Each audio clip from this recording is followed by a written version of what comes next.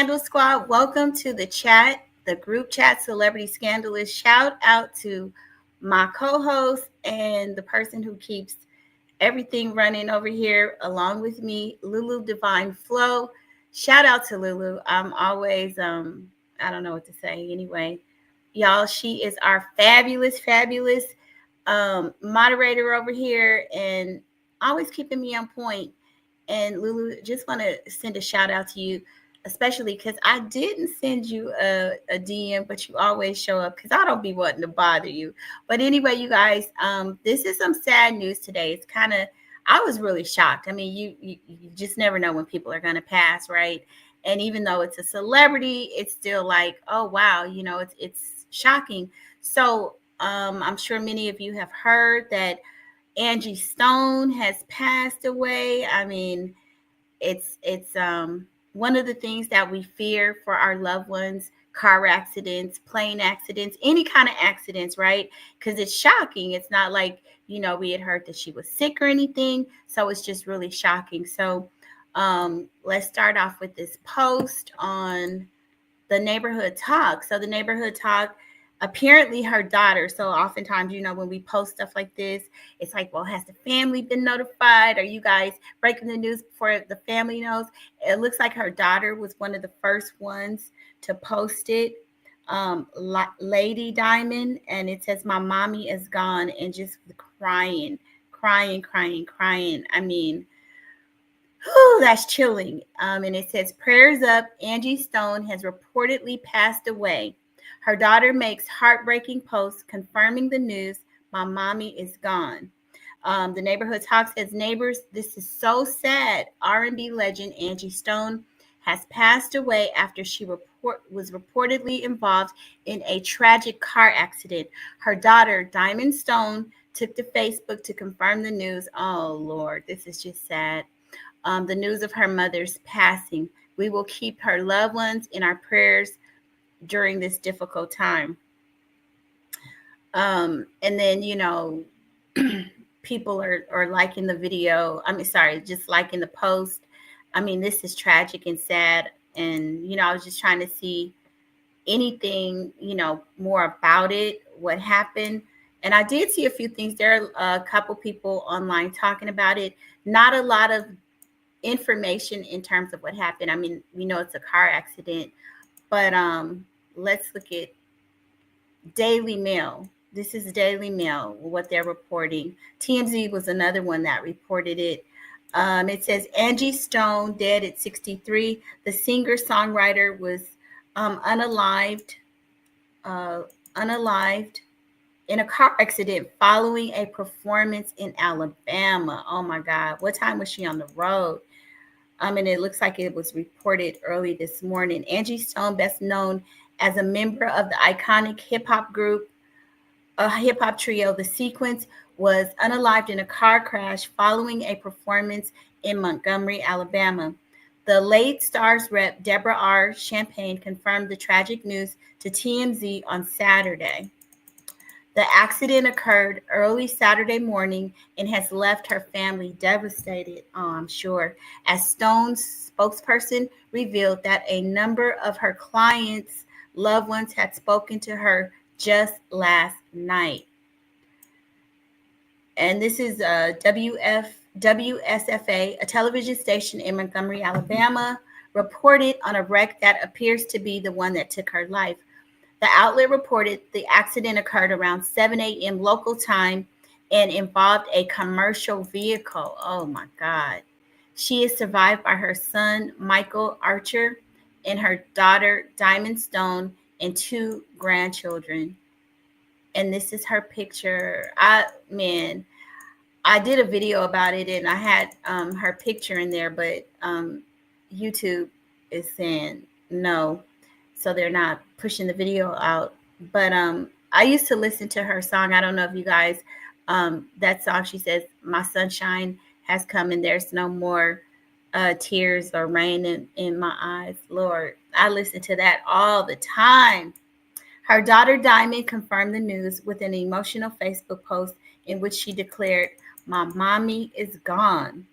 During her time as a member of the all-female group, The Sequence, the trio from Columbia, South Carolina, released hits The Funk You Up. The track was later sampled in Bruno Mars' Uptown Funk and Dr. Dre's Keep Their Heads Ringing. After 6 years in the sequence, between 1979 and 1985, she launched her two own solo careers in the late 1990s. Her debut album, Black Diamond, went gold in the United States. Angie, whose real name is Angela Brown, but has previously gone by Angie B during her rap career and is best known for tracks Brother, No More Rain, that's the one I'm talking about, No More Rain, and I Wish I Didn't Miss You. The Sequence was one of the first female groups who had a 1980 hit, Funk You Up. She earned Grammy nominations in 2003 for Best R&B Performance by a Duo or Group for More Than a Woman with Joe, in 2004 Best Female R&B Vocal Performance for U-Haul, and in 2008 Best R&B Performance by a Duo or Group with Betty Wright for Baby. Oh, I remember Betty Wright. So that's all they're saying. They're not giving a lot of details on the accident.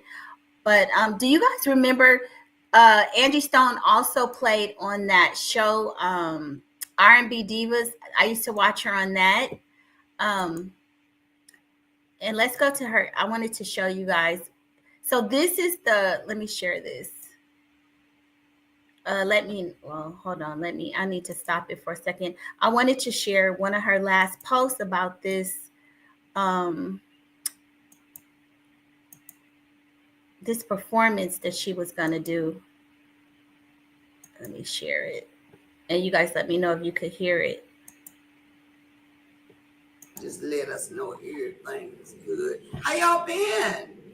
Hey, it's been so long since we chopped it up, but I wanted to get on here for a few minutes just to bring y'all up to speed with what's going on. I'm actually getting ready to go and do CIAA, the game. I'll be there. Oh, and by the way, my team won. Philly won. Yeah. So I didn't get to say anything about it because I didn't want to ruffle no feathers up in her. You know what I'm saying? But anyway, I am so excited for Philly. They did an amazing job. So I'm excited about it. I'm officially a fan now. Also, I am going to be at the CIAA performing. You don't want to miss it. I'm also bringing product with me, hot sauce and coffee. Bam. I'm bringing this with me so you can buy your own when you get there. Hopefully we'll have a table set up. I'm going to be in Alabama on the 28th. I'll have product there as well. I'm super excited. We're booking tours and a lot of stuff is going on that I don't want to just let out the bag just yet. But you can see that there's a big grin on my face. There's a lot of things going on as far as film, television, tours, artists, songwriting. There's a lot of projects. All I'm going to say is we're getting back in the mix. And for all the people that have heard some of the craziest, you know what? I had to address this. Do I have enough people in the room yet? Yeah, so Miss New Outlook says she will be there too, Soror. All right, Soror. Listen, Soror, I got a surprise for my Sorors. So listen, I want all my Sorors, Zeta Phi Beta, come on, Incorporated. I want y'all to know I'm coming with my stuffuses. So we got to represent, be in the house, okay? Now, I just have to address this because someone texted my phone the other day and said, let me find out Miss Angie Stone had an affair with a secret affair with Maurice White. Y'all, where they get this stuff from? OMG. Yeah. I mean, Maurice White, for real, y'all? Yeah, I remember that. I just have to show my nigga writers right now, okay? Y'all need to stop. Behave. Stay in your lane. You're wrong. You're dead wrong. You're all the way out the back door wrong, okay? Need y'all to stop that. Y'all stop putting stuff out there. First they had me dead, then they had me alive again, then they had me with this one, then they had me with that one. Y'all make up your mind what you want me to be, what you want me to do. Come on. I need for y'all to just chill, relax. Yeah, y'all see the atmosphere I'm in. This is like a person who worried about that person or any other significant person you want me to be with. I understand. A lot of people just are not sure what I'm doing because I've been chilling. I've been just keeping it low key. But I have you to know I'm always being creative. I'm thinking, I'm working, I'm writing, I'm, you know, doing something positive. I'm trying to always help, doing service work. I'm trying to give and give back. So, y'all got my music right? I'm trying to get it. Okay.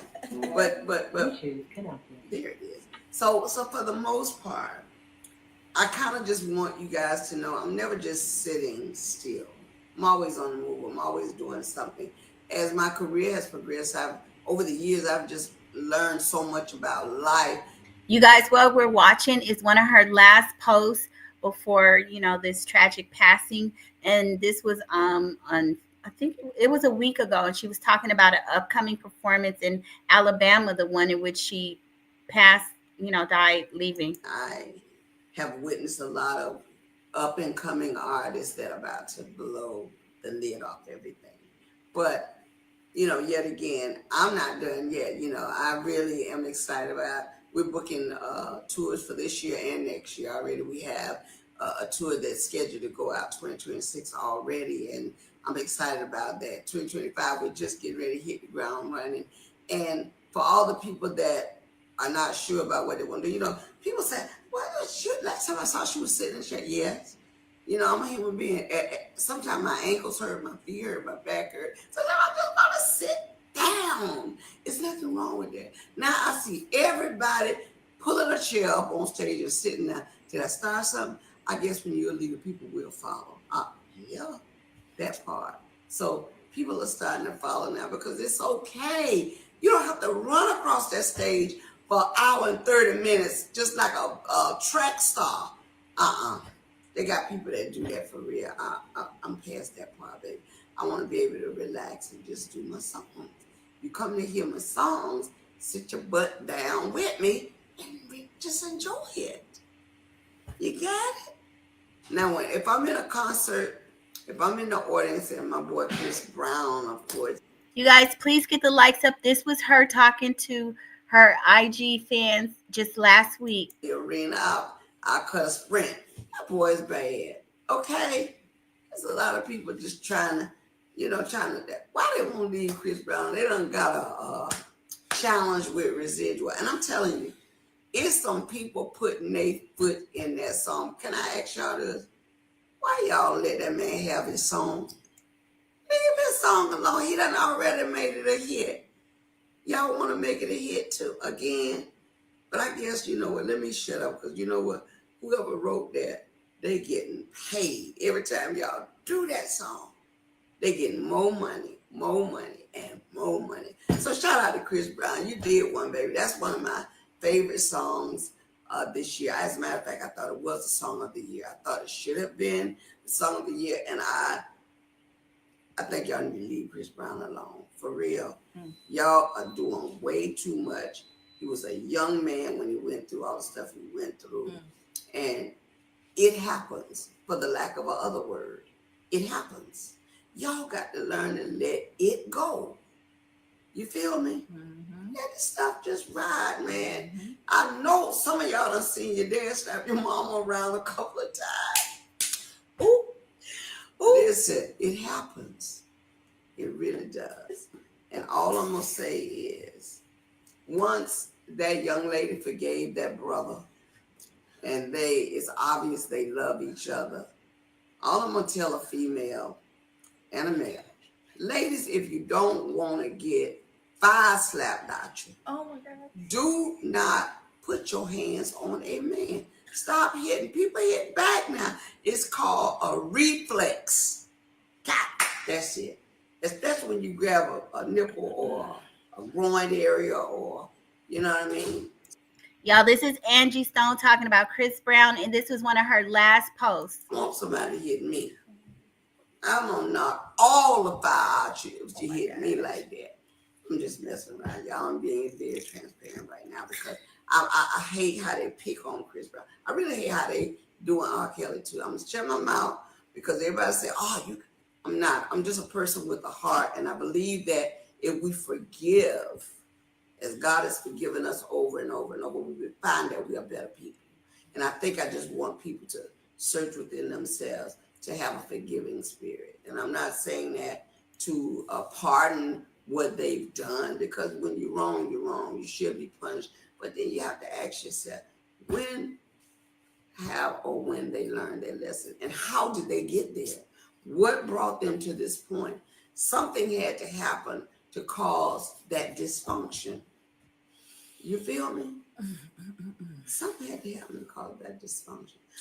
Listen, my team is looking like they want to say something to me. What is it, baby? Actress Tracy says that she's the lady that picked you up in her Hummer and she took you to get your nails done and eat barbecue in Orlando when you were doing a play. And she wants me to send you her love. Hey, darling, how are you? And thank you so much. Listen, you still down there on Orlando?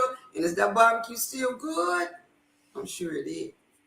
Anyway, good to hear from you. Happy New Year and all that good stuff. Hopefully we'll run into each other again. But let me just say openly, thank you.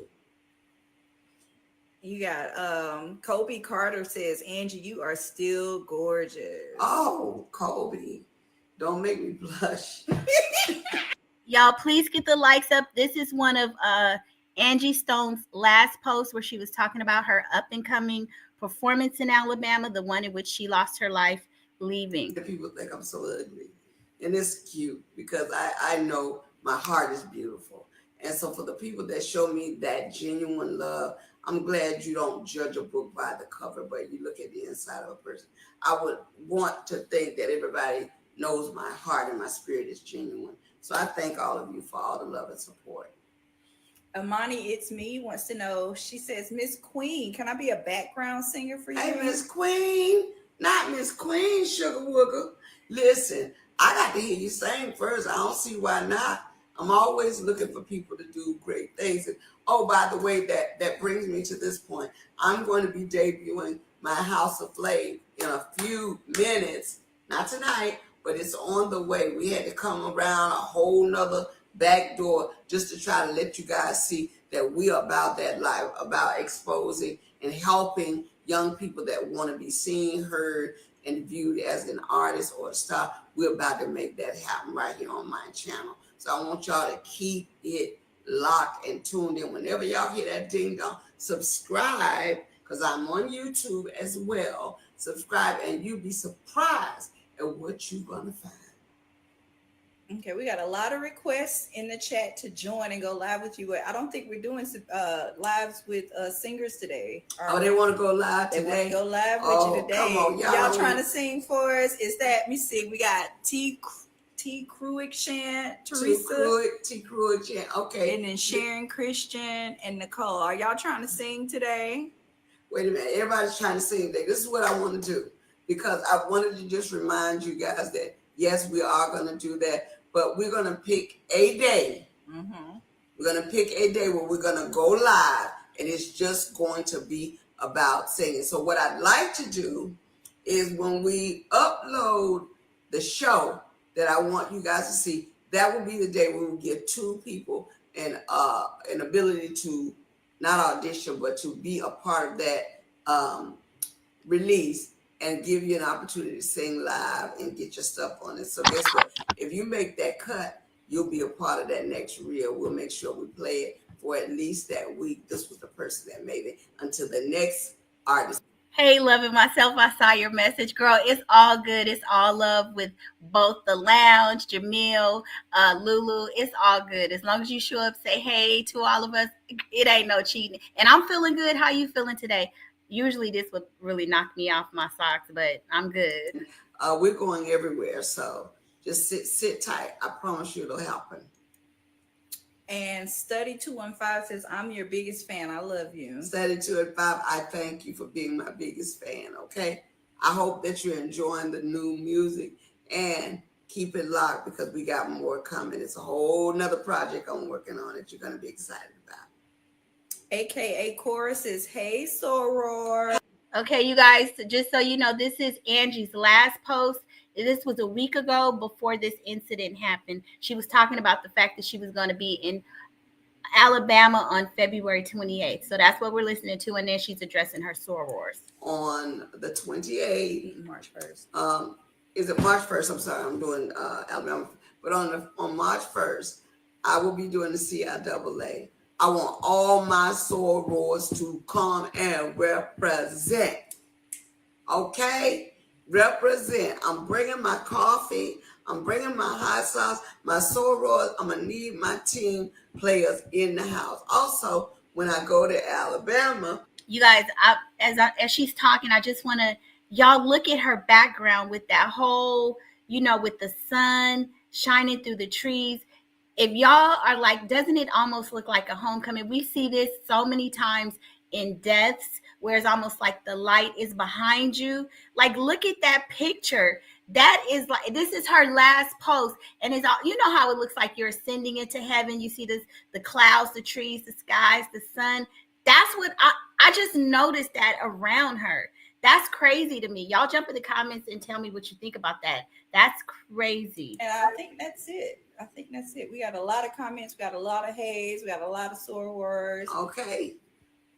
So let's see. Yep. Hey Soror, Latonia, 1920. Wow. All the sorors jumping in. Shout out to the Zetas. Shout out to the Zeta Phi Betas Incorporated. Listen, shout out to Shaka Khan, to Selena Johnson, to Leela James, to Chrisette Michelle, all my sorors that are in the business making power moves. I love you guys. I wish you guys the best. I see you. Shout out to Raheem Devon, who always has my back.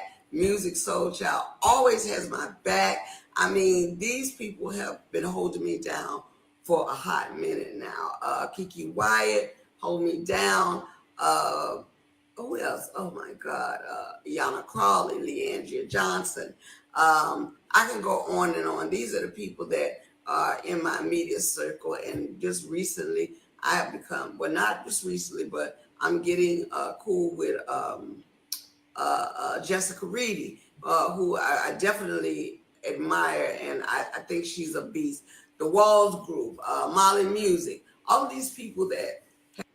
Y'all, please hit the like button. I know Loving Myself says she's back and forth. Y'all watching me and the lounge and all of that. But just whatever you do, hit that like button. It don't matter. Okay, hit the like button. To all of my spiritual warriors, Latanya Powers, to Tyrone Williams, to Rod Pickens, to Jared, Jay Cable. Y'all go and check his page out, Jay.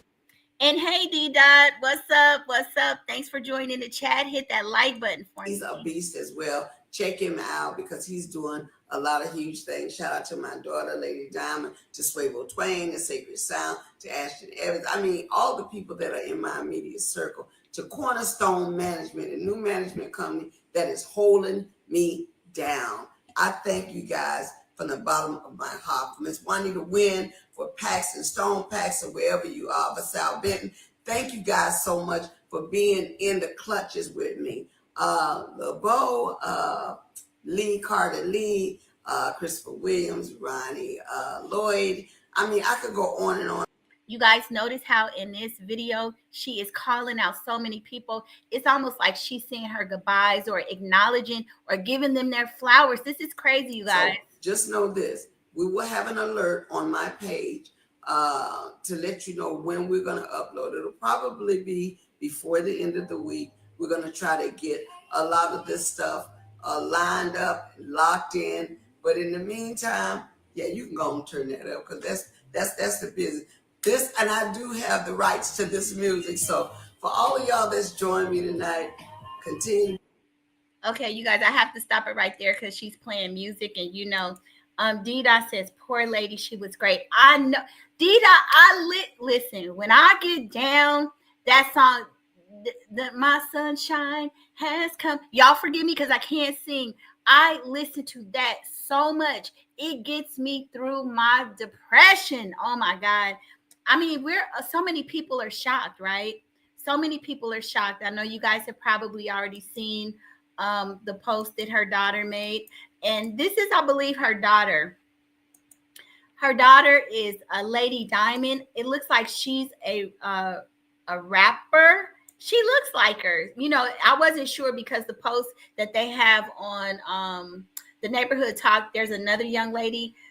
Well, the name is a little different, but I think this is her daughter and the young lady that posted. For those of you who know, you can let me know in the chat if that's her daughter. She's the one who posted my mommy. You know, she posted this. Let me share this. She posted neighbors, my mommy is gone with the crying emoji. I mean, I can't even imagine. I can't even imagine. Like, you know, it says prayers up. Angie Stone has reportedly passed away. Her daughter makes the heartbreaking post confirming the news. My mommy is gone. So for those of you guys, do you guys remember Angie Stone used to be on that show, the R&B Divas? I remember her on that show. And if y'all, for those of you guys that go way back, do y'all remember that she used to be with D'Angelo? So I had a little bit of a video about. Let me see if I can find the video of her and D'Angelo. Because you know a lot of these you can't play everything. So I want to play this video of her and D'Angelo. Y'all, you know they had a rocky relationship. Apparently Lulu's Divine Flow. You guys, please go follow Lulu's Divine Flow on YouTube. Lulu says yes, she was amazing. And D Dot says yes. Her and D'Angelo. If you guys remember D'Angelo did a video. Yes. Oh Lord, D Dot. Man, I'm telling you, I was young when them videos came out. Everybody had that video. It's like you could almost see his pelvic area. We had never seen nothing like that. I think the first person who kind of came out who was like, okay, y'all remember the Jackson 5 and everything. Hey, Tammy Strickland, welcome to the chat. Please hit that like button when you come in. We just watched a video of Angie Stone's last post on her Instagram page. It was really sad. If you look in the background, it looked almost like the trees and the sun, like a homecoming. And now we're talking about her and D'Angelo. Now y'all remember when D'Angelo, when he came out, he was all looking good and everything, but Angie Stone had been with him before he blew up. And she said once he got big, all of a sudden it wasn't cool for him to be with her. So let's listen to that. I kind of want to play her video on Vlad, but you know, they flag you. So you know what? Let me see if I could do it, if I could play it and just not show, maybe if I could just do, I'm going to see if I could figure out a way to do it without showing Vlad so that I don't get a copyright strike. But hold on, you guys, hold on. Let me try to share it this way.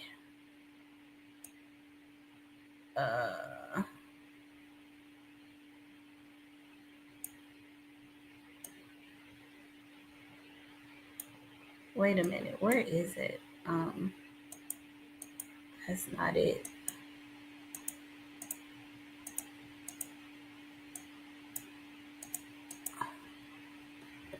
Let me see. Okay, well, I got to go back and find it, but let me show you guys something else. This was crazy.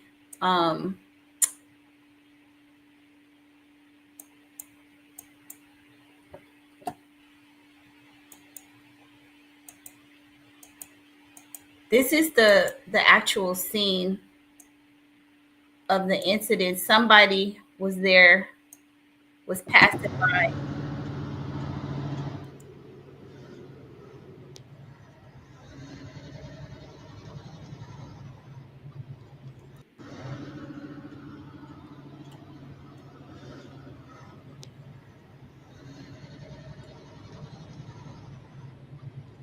So the person says, I passed the wreck this morning involving Angie Stone. I had no idea. RIP to her and prayers to her family. So this is the scene. I mean, this is, you guys can see it. something. It turned over. It looks like some car. So you guys see that? It looks like it went over. Let me see if you guys can see it. Oh my God. Did the car go over to the wrong side? Uh, Lulu said those abs were abbing. You guys, yes, please hit the like button as you come in. So can you guys see that accident? This is the accident. It looks like the car swerved over, and they said it was a commercial vehicle, so it was like a big truck or something. Uh,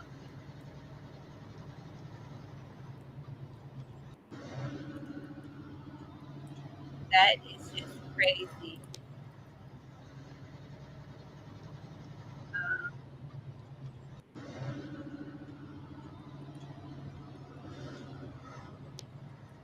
okay, guys, I'm trying to get this video up about her and D'Angelo. If I can get it up here with Glad. No, I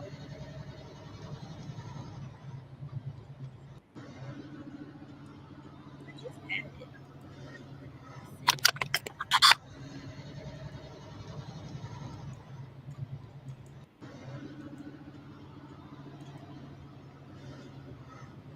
Okay, you guys, give me a second. Having some technical difficulties. I know it is so. Can you guys see it pretty good though? Let me put it up a little bit. It looks like he went over. It looks like the person or the vehicle jumped, like just went over into oncoming traffic. I'm sure they're going to give us more details eventually, but let's see.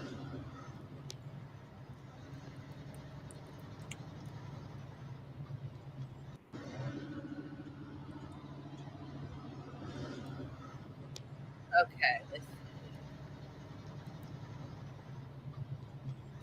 Okay, this one I might be able to play. You guys, let me know if you can hear it.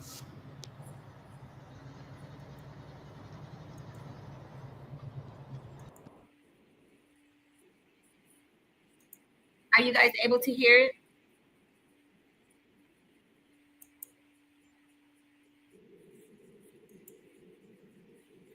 Okay, you know what? I'm just gonna stop it for a second and then start it again.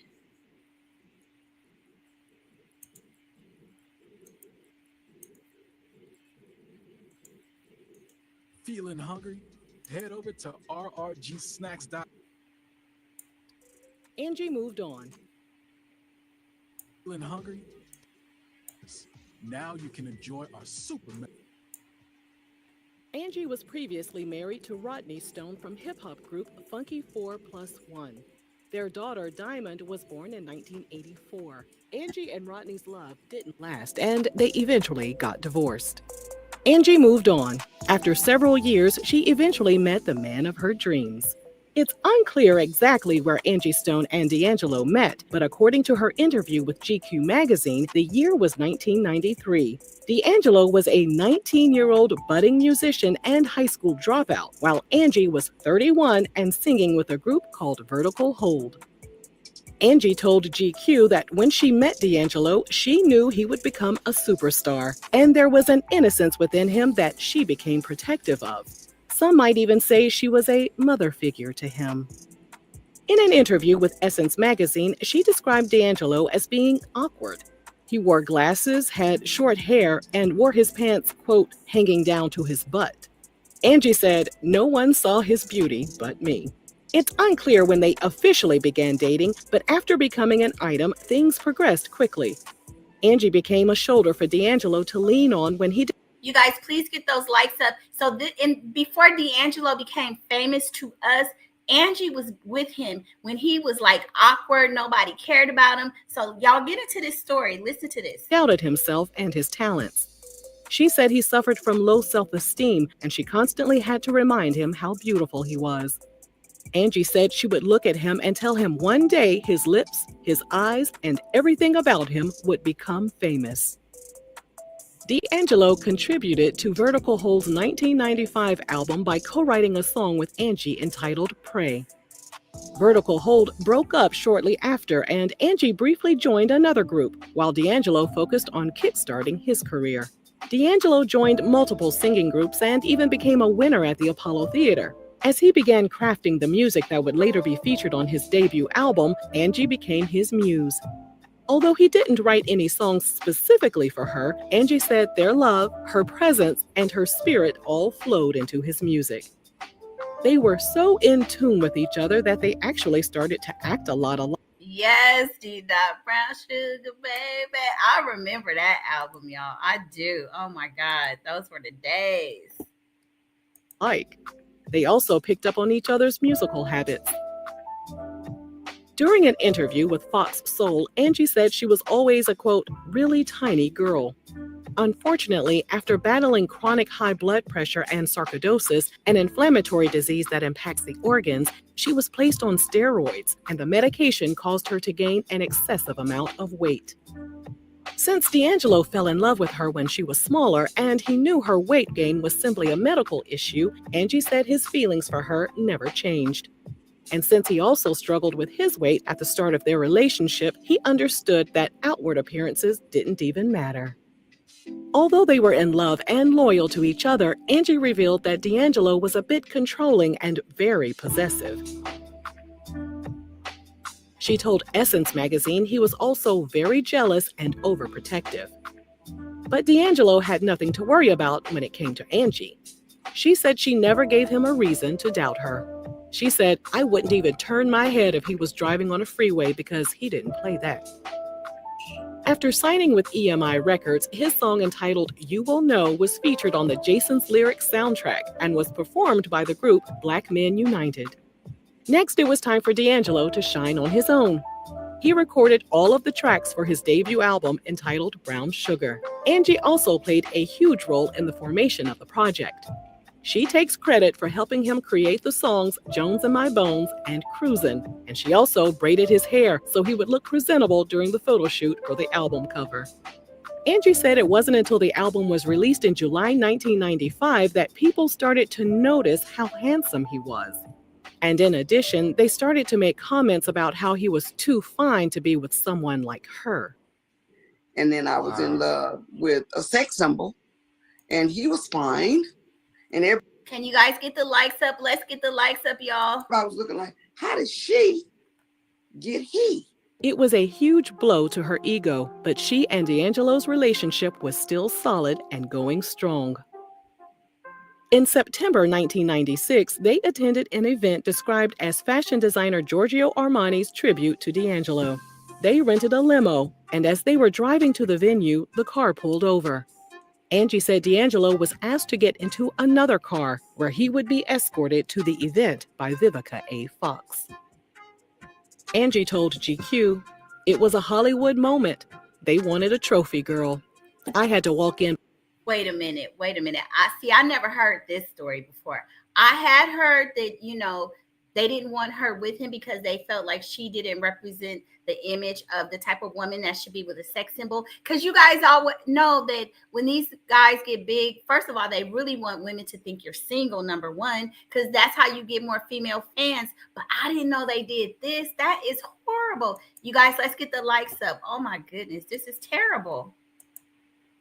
Behind them to flashing cameras. It started the wheels turning of what was yet to come. Things only got worse from there. When Madonna turned 39, she asked D'Angelo to sing Happy Birthday to her at her star-studded party. Eyewitnesses later claimed Madonna sat on his lap and began French kissing him in front of everyone. Although she was confident and knew that D'Angelo loved her unconditionally, hearing what the press had to say about their relationship still stung. Angie said people thought D'Angelo must have had ulterior motives for dating someone as old and as heavy as she was. She called that period of time a cruel reality. As D'Angelo hit the road and began touring, there was temptation everywhere. On top of that, he felt intense pressure from his record company to create a successful follow-up album. Feeling burnt out and unclear on which direction to go musically, his life completely changed. Yes, Love It Myself says the same way Bobby got Whitney, it's the same way Angie got D'Angelo. Opposites attract. True. Yep. And the industry always tries to dictate how your relationship should be. That's crazy. When Angie gave birth to their son, Michael Archer II, in 1997. D'Angelo told Vibe magazine he was suffering from extreme writer's block up until he witnessed the birth of their son. D'Angelo said the floodgates opened and the spirit of love flowed through his body. They took their newborn son home, and he and Angie co-wrote a love letter to their child entitled Send It On. Sadly, they weren't able to keep their relationship afloat. Angie revealed that sometime after the birth of their son, they broke up. However, it took a few more years for them to really let go. She told Rolling Stone magazine, "Neither one of us wanted to be the first to say goodbye." Then she began experiencing health issues. Her weight ballooned to 230 pounds, and in 1999, she was diagnosed with type 2 diabetes. That same year, 25-year-old D'Angelo welcomed a baby girl named Imani with a 33-year-old model named Marsha Daly. Y'all, I didn't even know that. I didn't know he had a baby by somebody else. Oh, this is getting sad, man. Oh, man. Oh. It seems that the birth of his second child is what really gave Angie the strength to finally walk away. She told Rolling Stone they would never reconcile because their relationship was full of, quote, heartbreak, disloyalty, distrust, aggravation. She gave her life to God and realized there was so much more to life than trying to go back to a relationship that was doomed. In the upcoming years, D'Angelo continued making music. He also dealt with weight issues, substance abuse problems, had a third child, and had run-ins with the law. Angie, on the other hand, was open to finding love. In 2000, she told Rolling Stone she was dating a new man. She wouldn't reveal his name, but she said she could hear wedding bells ringing. She added, "I'm not getting married right away, but I know that this is my husband." The mystery man was never revealed, and by 2004, Angie was back on the market. She told Madame Noir website that while working on the video for the song I Wanna Thank Ya, actor Idris Elba, who played her love interest in the video, tried to shoot his shot, but she wasn't interested. Girl, now come on, Angie. How you gonna turn down Idris? I mean, girl, come on now. Everybody love Idris. Y'all get the likes up. That's another one I didn't know. You should have took him up on the offer. He's a handsome man, girl. Looking back on the situation, she now wishes she would have given him a chance. Okay. As the years passed by, Angie was hospitalized for congestive heart failure, made an appearance on Celebrity Fit Club, and managed to drop from a size 18 to a size 14. Oh, wow. Feeling much better and healthier, she was content with her life as a single mother, but things were about to change. In 2009, she walked into the airport and saw father of two and airline auditor Ashanti Graves working behind one of the desks. They exchanged information and talked over the phone for the next 3 months. When they met up again in person, Angie said they hugged each other, and she knew he was the man she was going to spend the rest of her life with. Oh, wow. After just 8 months of dating, she revealed to Essence magazine they were engaged and planned on getting married at the Atlantis in the Bahamas. When she was asked if she thought it was too soon to get engaged, Angie said no. Did you guys know that Angie I didn't even know that who her last person was. I didn't know this. Because she felt God had chosen the right man for her. Once again, she was in a relationship with someone who was younger than her. And just like D'Angelo, Angie said Ashanti was controlling as well. She eventually hired him to be her manager, and things were running smoothly in their personal and business relationships.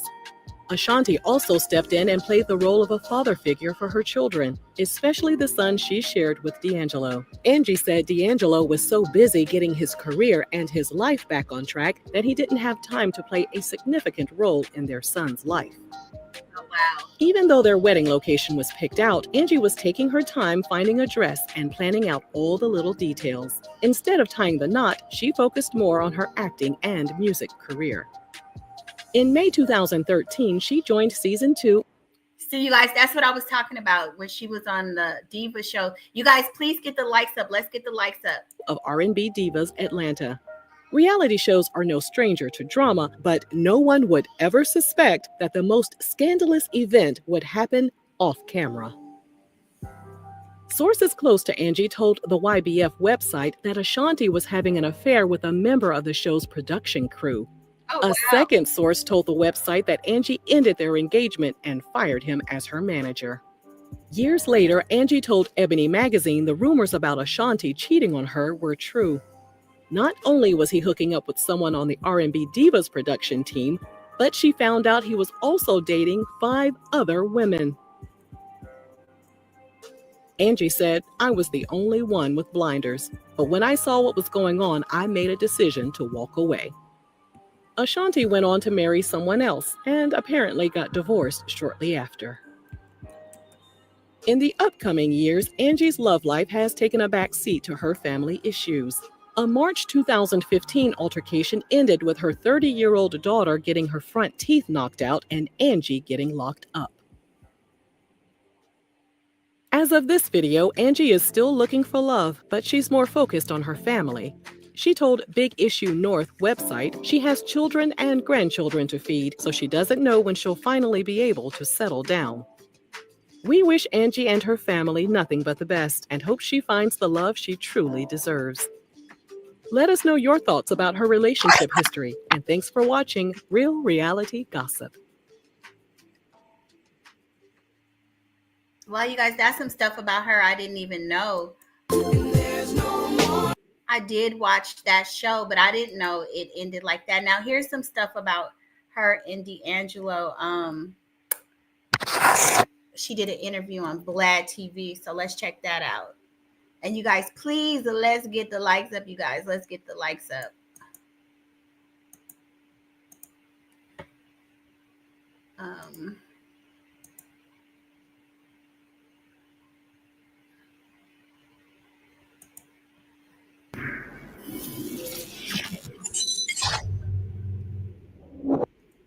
And just for our audience sake, Yes. when you and D'Angelo got together, he was not a star. He wasn't a star. The world didn't know him. No. When you met, became friends, and fell in love with this man, you was there before Brown Sugar. Right. You was there when nobody was paying attention to him, correct? Correct. Well, he had the publisher, Jocelyn Cooper and Gary Hess, God rest his soul.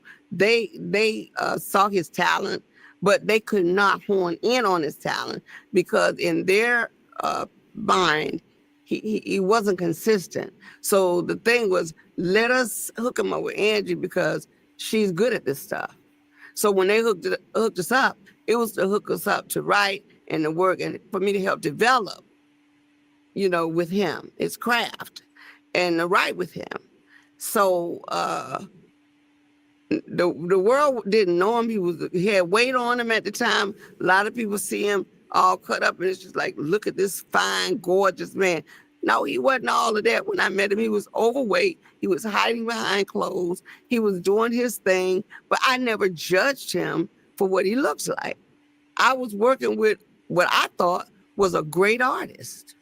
And so I didn't judge him for that stuff. So when I got with him, they just like, Angie, get him to work. So we got in the studio and we worked. The more we worked, the better we got.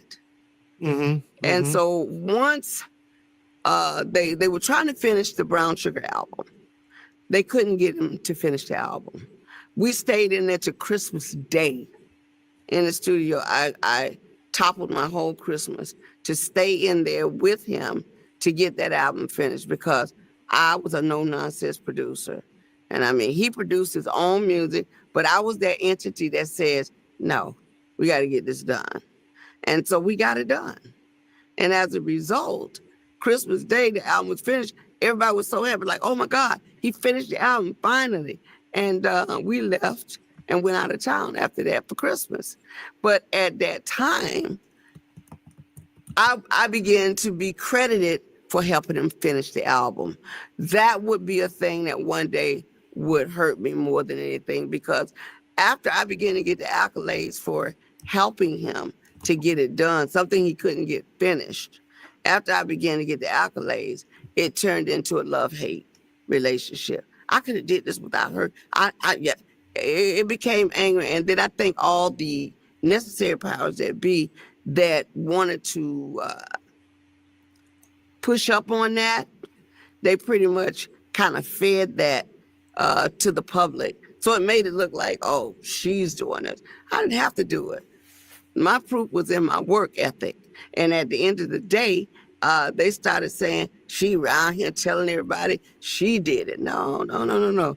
You got to remember, people that hired me to work with you, all those people were running their mouths and saying stuff like, he not going to get nothing done unless Angie in the studio. So enough people said enough of that, that the industry started to look at, oh, she's doing this. I didn't have to. You guys, let's please get the likes up. Please get the likes up. I had a record on the chart that was in top 20 already. So I didn't have to prove myself. Vertical Hole head seems you're much too busy out.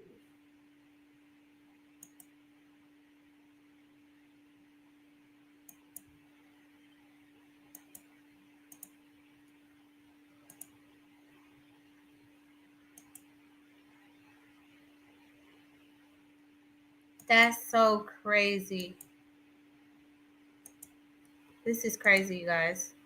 This is your girl, Angie Stone, and you're watching MadameNoir.com.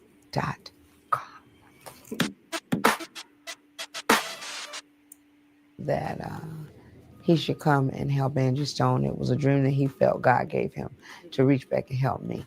I was like at the bottom of the barrel. I really was done with the industry, with music. I wasn't feeling it anymore because I just felt like they had chewed me up and spit me out. And good riddance. So when he called me up, I was like, it's whatever. You go from it's whatever to this product because, you know, the God in me recognizes when he's moving in my life in such a way that I can embrace, you know, my willingness to give it another shot. I actually pulled my bootstraps up mainly because at the end result of this project, I was like, is that me? No, it made me feel good. We have a girl clique in Atlanta, and it's myself, Jasmine Guy, Trina Braxton, Terry J. Vaughn, Avery Sunshine. You guys, please hit the like button. Let's get the likes up, y'all. Carol from radio, and Jaquetta Williams. That's our girl clique.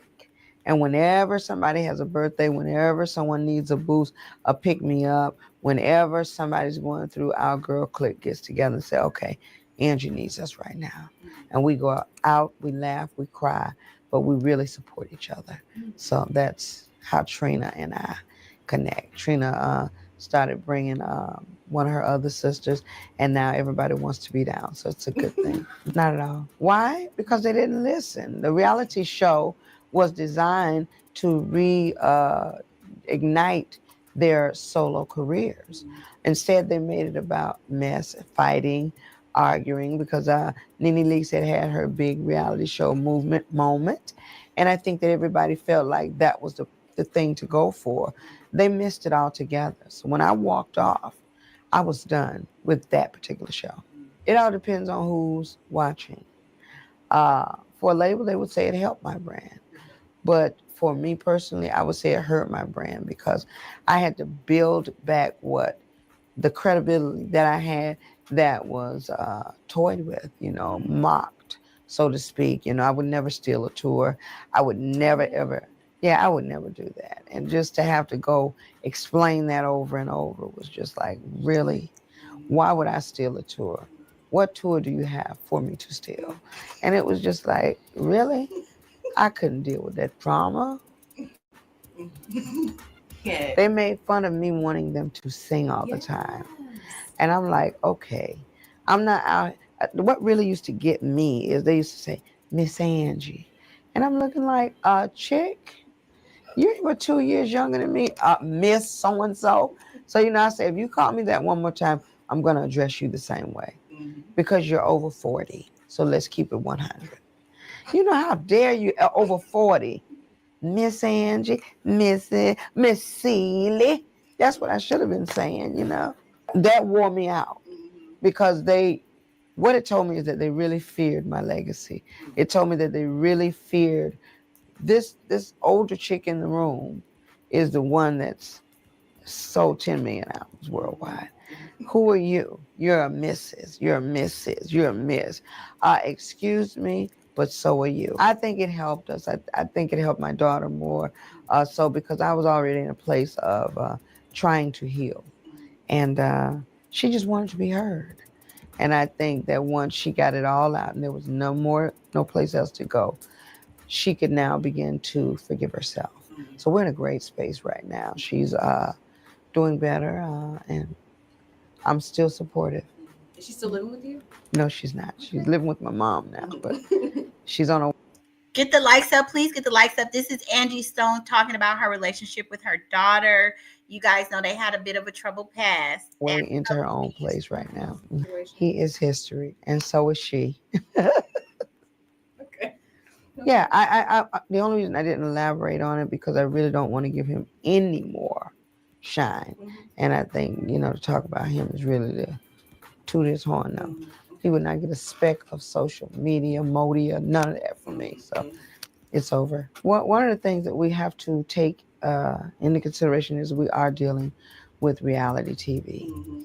I'm on my way to being a Shout out to Lulu. Yes, please, y'all. Let's get the likes up. Let's get the likes up. We are watching Angie Stone talk about her past relationships, her relationships with her daughter, and the guy that cheated on her on R&B Divas, which I didn't know. And she's going to talk about D'Angelo too. vegan. That one thing that reality television does is it's non-scripted, but it's scripted. A lot of the stuff in my refrigerator I would never buy and I would never eat because I am terrified of intestinal parasites. That's real though. I know. You ain't got to tell me. So the story that was created was definitely one of a healthy, outcome. But yet again, I don't want to be depicted as the fat girl who buys hog maws and jaws and all this other stuff. But yet I have flawless skin at 53.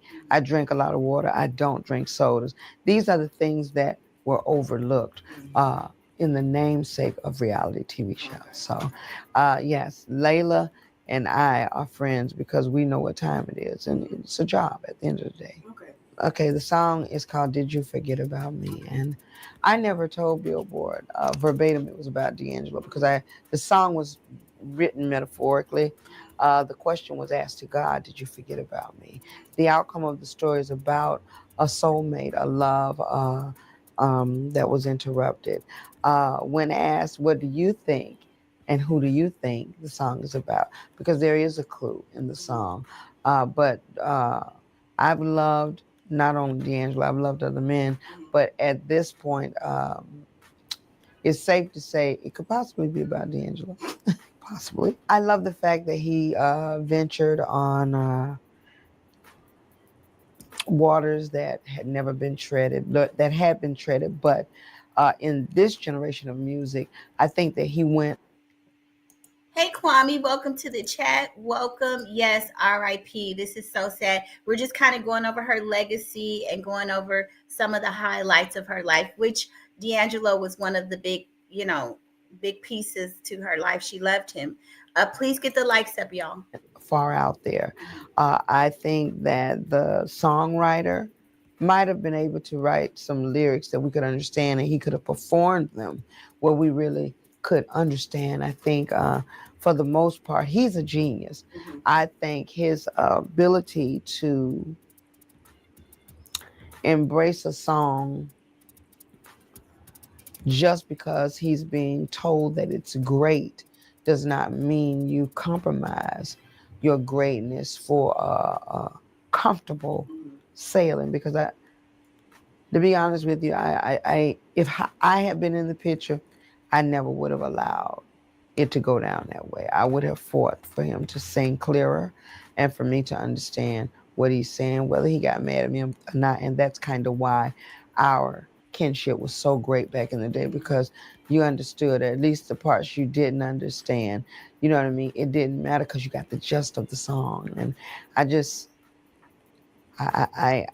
from a musician standpoint, genius. But being a songwriter, like I am, one who really embraces lyrics, I was not impressed. When Idris and I were working on that song, Idris was actually crushing on me. Okay, well. And So you guys, she talks about in another video we saw. She talks about the fact that Idris Elba, he was trying to hit on her and she turned him down at the time. If you guys remember, Angie Stone had such a gift and had such a talent, but she also talks about the fact that aesthetically she did not fit the image, and that's so unfair. I hope things are changing, but this is kind of some of the things that she's talking about why she wasn't bigger. It had to do with her weight, her color, all of those things. the sad part about it is I wasn't checking for him like that. And he was like, we were very good friends. We had the same accountant, same manager.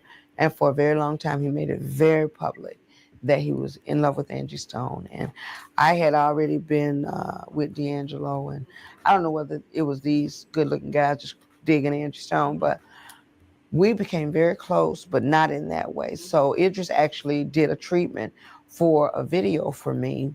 There was a song called I Can't Take It that I did on one of my albums, and he did the video treatment, was going to shoot the video. Very beautiful, sensual treatment. And it was after that that I found out how he was, going on with about 20 of his homeboys. Like, she doesn't want to, kick it with me.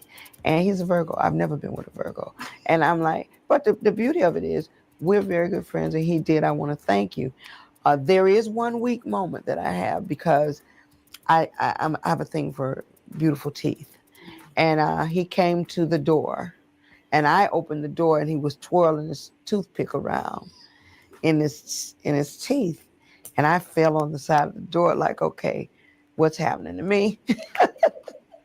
And at that point, I think I was digging Idris, but I had already gone out there on them like, I will never date Idris because he's my. Welcome back, y'all. Loving myself and D Dot. Thank y'all for coming back. Just make sure y'all hit that like button for me. Yeah, let's get this live popping, y'all. Thank you for coming back. It's all love. He's like my brother. And so I had to stick to my guns now. Do I regret it? Absolutely. Because he is fine, but I don't want to seem like a chicken. I know. Loving myself is telling me. I mean, I would be over in her chat too, but I think I went live first, or else I'd be over there too, y'all. I ain't gonna lie. But thank y'all for checking out both of us. I appreciate it. Thank you. Just hustling him because it's not that serious, But the one thing about it is I have the luxury of knowing that he was digging me. I would say, most real guys are looking for someone that's a good friend first. I think I'm everybody's big sister. And after they're around me long enough, this is that Sagittarius thing kind of takes over and they get to know the inside of the person. And they start to look at, she's a beautiful sister. And I think it's really sad how Angie got that tag that she wasn't pretty, because she was a beautiful woman. I mean, the industry really tore her down. She was a talented, beautiful woman, and the fact that they did not think she was pretty enough to be with D'Angelo or to be shown as his woman, that's terrible. I think that most of them are just in love with the idea of, she's good people. So I think that most of the handsome guys that should be running after the Beyoncés of the world, a lot of them just don't want, when you get, those are side chicks for guys. When you're absolutely drop dead gorgeous, I had Spoonie G tell me one time, I don't want no girl that's too fine because my head will be hurting all the time. I'll be stressed out because these are the chicks that that everybody's after. So you will get no peace. Now you get a normal, sexy chick like me that's smart, that's just average in the appearance, but above average in every other level. So I just feel like not tooting my own horn because there's more of me out there. I think that these guys fall in love with the friend, and it's very easy to want to kiss. Oh, wow. Angie, you are gorgeous, ma'am. Yeah, Don't you should have kissed come my down like that. I should have, but I didn't, and I'm glad I didn't because I've had my stint with one sex symbol in the world, and it was not the greatest of situations. Having been with Mr. and then having that fall apart, having to rebuild from the ground up because people seem to live in the shadow of that. I didn't want another headache like that. Idris is fine. Idris is a great actor. He's rich and he's famous. And for me, that was a bit much. Okay, y'all. So here's another video. Let me stop that one. Let me stop sharing. She talks about Diddy. Now I haven't seen this video, so we're gonna be watching it together for the same time. But it was like, what? What about Diddy? And it said something about her being a dead girl. I'm like, what? Okay, so let's listen to this, you guys. In perspective and in check. Now there's this media company that's trolling my page. Things that I was sharing with my fans for my fans' benefit, only regarding my dealings in the industry over 50 years and things I wanted to share for the benefit of my fans and me in the industry. And of course, I've had a lot of association with a lot of people, but I'm not one to drag anybody's good or bad beings. However, they say if you don't have something good to say, just don't say anything. I try to pride myself in speaking positive on every situation. But of course, they have now taken this by trolling my page and put a spin on it to try to make it seem dark and derogatory. First and foremost, I would never, ever, ever make a claim to just dogging somebody out because God does that. I don't have to fight that battle. That's a battle that he fights for me. But I just want to, for the sake of my fans, let you guys know that I am not purposely dragging anybody. And you guys know, everybody that's in the news, 9 times out of 10, we all know them. We done ran across them. We done had business dealings with them, friendship, music, whatever the case may be. It's all innocent until it's proven guilty. I don't care what people think or say, but you're hearing it from the horse's mouth. All that stuff y'all hearing about. So that's crazy, you guys. It said I was a dead girl, so I'm trying to figure out who she's talking about. But I'm reading y'all comments. Loving Myself says, "Hey D Dot, my daughter heard me say your name and asked if you were a rapper. That's funny." Oh, D Dot says, "Oh, you are. Oh, D Dot, you're a rapper. I didn't know that. Do you have any music out? Tell us where to go so we can go check you out and follow you. Let us know." So y'all, we got a rapper up in the house, D Dot Judah. Okay, D Dot, you got some music, and shout out again to y'all. Go follow Loving Myself on YouTube, and also go follow Lulu's Divine Flow on YouTube, y'all. So Angie, apparently it said something about, oh, D Dot playing with us, y'all. He trolling. D Dot playing, but she said I was a dead girl. What is she talking about? They done fabricated, they editing, they taking stuff, they trolling my page, taking interviews day after day after day and piecing them together to make the world believe that, oh, Angie Stone's out here dragging this one and dragging that. Never that. I would never do that. So I will get back on my page tomorrow, not on a Sunday, but tomorrow, and everybody know some of my secrets that I have endured over the years. Nothing to hurt anyone else. With that being said, I would advise you not to log in 30 minutes for no mess, because that's something they pull together. Just like they told y'all I was a dead girl and I'm very much alive. It's because they're looking for numbers and they want you to pay for that information. Why you got to pay for it and I'm giving it to you? For all of you that want to hear some juicy stuff, give me a thumbs up. At hand is P. Diddy. I'll take you all the way back to the early 2000s when P. Diddy had just become an intern at Up. Oh, you guys, shout out to everybody's here. Yes, please get the likes out I put out 2 nail videos today. Okay, you guys, yes, please go watch Loving Myself. Put it in the chat because remember I told you when I went to go look for it, I couldn't find it. So put it exactly the way it appears so people can go see. You guys, this video that she's talking about now, I remember seeing this when all this Diddy stuff came out. She did a live and she was talking about his history. So let's that's okay. Just it's okay if they're shorts. Just put the exact way so people can find you. Um, I remember her talking about Diddy when all this stuff broke. So let's listen. Uptown Records, which was housed in MCA Music, which was where Hey, Nicole, thank you for joining. Yes, ma'am. Unfortunately, it is true. It's all over social media. Her daughter actually was one of the first people that posted about it. So we know it is true. There was a car accident and she has passed away. It's very tragic, yes.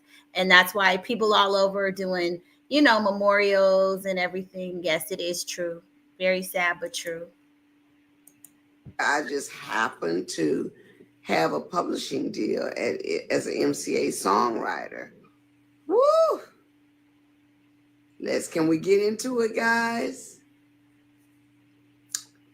Unfortunately, what I have to say in revealing what I witnessed in that time period was a very young Sean Puffy Combs that had really been busting his chops to appeal to Andre Harrell as the intern of life. He was getting it in. I mean, that was when Albie Shore was there. That was when Jodeci was there. That was when Mantronic was hot. They were up against, that kind of lineage. Mary J. Blige had just been brought to the scene.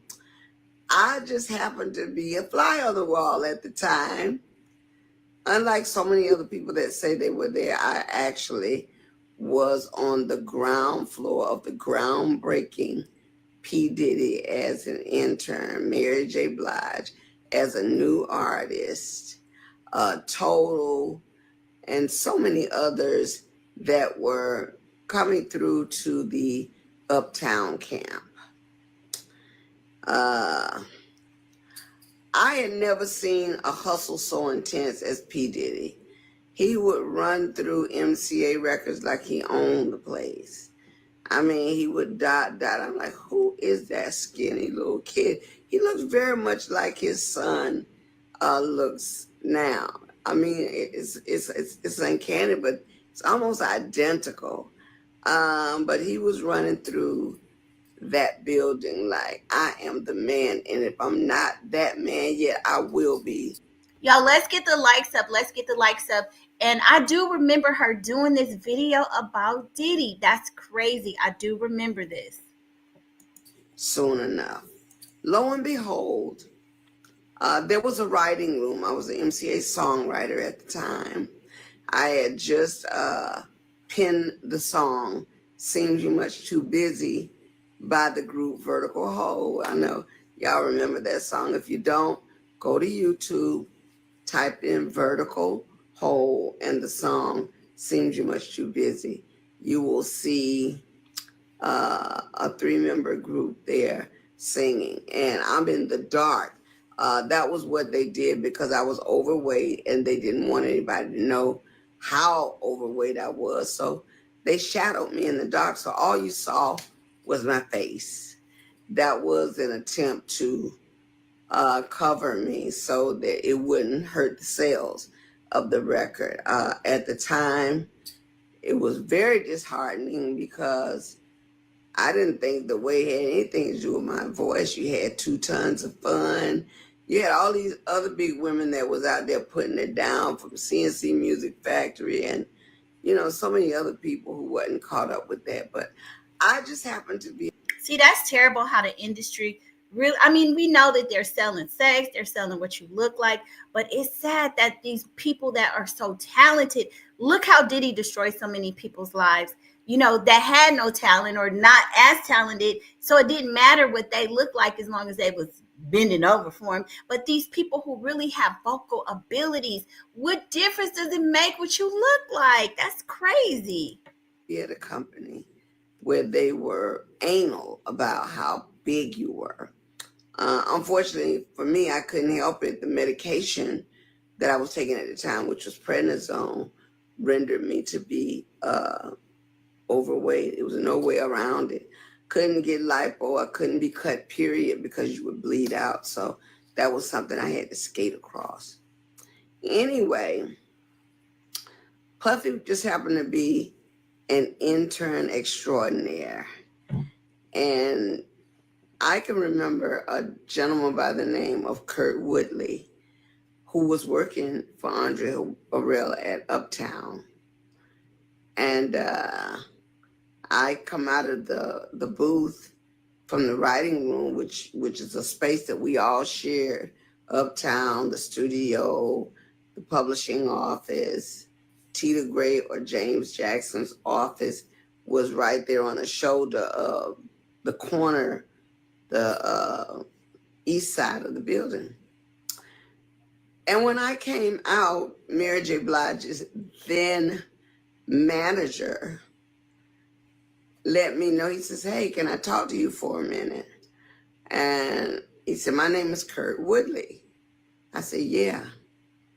He said, "We found an artist that she kind of sounds like you. She reminds us of you, but she's not, polished. And we really think that if you can work with her for a little while, she has a possibility. I mean, she's not nowhere near ready right now, but I didn't know what he was talking about until he finished that sentence, and he said, "We found her at the mall.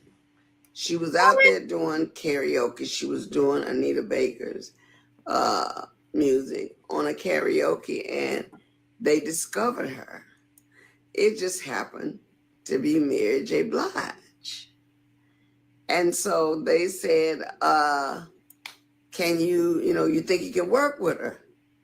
And me, I could work with anybody at the time. I was what you call a goat back then. I was hungry. Yeah, I remember her saying that she did work with Mary J. Blige for Diddy. I was passionate about music. So I thought I could fix everything. And so I said, "Yeah, I'll work with her." So they told her, "Okay, you're going to work with Angie Stone. You're going to work with her." And so I took her to my house. At this particular time, I was living in Little Ferry, New Jersey. And I took her to my house. My then partner, Dave Bright, from the group Vertical Hole, was actually, all he was concerned about was trying to become the next big producer. He was infatuated with Teddy Riley. So everything was, how you like this, how you like this. Well, for me. Okay, Loving Myself, I just found the channel. So I just subscribed, so I just found it.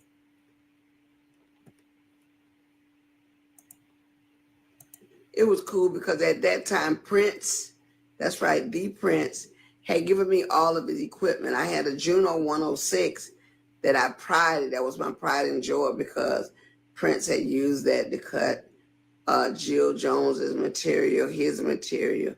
And he had moved out of his penthouse in New York. And he was really took a liking to me. He says, "Angie, do you want this equipment and this furniture?" Because he couldn't take it with him. And I said, "Yeah."